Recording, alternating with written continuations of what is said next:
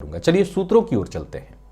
ये 5 सूत्र हैं, लेकिन पांचों 100% घटित होते ही होते हैं। पहला सूत्र कहता है कि अगर जन्म कुंडली के सप्तम में राहु हो तो ऐसा जातक शारीरिक सफाई के मामले में बेहद लापरवाह होता है।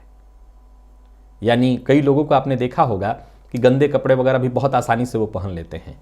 राहु सप्तमस्थ हो तो लापरवाही बहुत ज्यादा होती है। दूसरा सूत्र कहता है अष्टम भावस्थ शुक्र हो तो बहुत प्रबल संभावना होती है कि ऐसे जातक को मधुमेह रोग हो, अर्थात शुगर।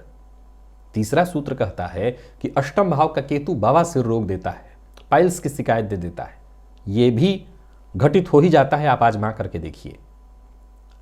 और चौथा सूत्र कहता है कि जन्म कुंडली का द्वितीय भाव, चतुर्थ भाव और द्वादश भाव, दूसरा, चौथा और 12वां खराब हो। खराब का मतलब समझते हैं, उस भाव के स्वामी पीड़ित हो, वो भाव पीड़ित हो, उस भाव के भावपति पीड़ित हो, तो जातक सन्यास की ओर प्रेरित हो जाता है। अब यहां सन्यास का अर्थ एकदम से सन्यासी बन जाएगा ऐसा तो मैं नहीं कहूंगा, लेकिन वो अपने जीवन से बिल्कुल उदासीन होता है, उसके जीवन में कोई विशेष रस नहीं रह जाता। सीधी सी बात है, द्वितीय भाव कुटुंब का है, चतुर्थ स्वसुख का है, तो वहीं 12वां भाव कहीं ना कहीं इन सबों से मुक्ति करा देता है। कमजोर हो सब तो मुक्त करा देता है, दूर कर देता है। तो आप इसे घटित करके देख सकते हैं। और एक 5वां सूत्र कहता है कि सप्तम भाव में राहु चारित्रिक कमी,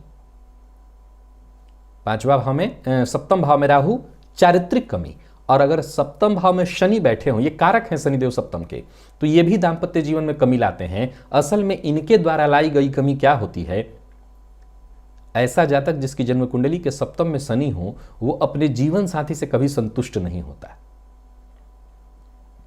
उसको लगता है कि कुछ ना कुछ कमी है, यानी उसका जीवन साथी लाख अच्छा हो, वो कभी भी उससे संतुष्ट नहीं हो सकता। मैंने भी देखा इस चीज को कि कुछ ना कुछ कमी दिखाई पड़ती ही पड़ती है, कि ये कमी है या वो कमी है। सब कुछ ठीक है तो रूप की कमी, रूप ठीक है तो कुछ ना कुछ और स्वभाव की कमी निकाल लेता है, यानी असंतुष्ट होता है। तो सप्तमस्थ शनि दांपत्य जीवन में कहीं ना कहीं नीरसता ला देते हैं, यानी जातक अपने जीवन साथी की ओर से, वो चाहे लाख सुंदर हो, लाख अच्छा हो, उदासीन हो जाता है।